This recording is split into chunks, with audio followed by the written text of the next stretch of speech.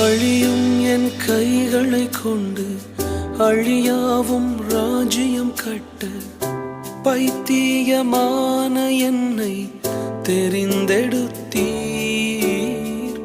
அழியும் என் உதடுகள் கொண்டு அழியாவும் வார்த்தையை சொல்ல எத்தனாய் வாழ்ந்த என்னை பிரித்தெடுத்தீர். ஆராதிப்பே அதை எண்ணியே வாழ்நாளெல்லாம் உமை மட்டுமே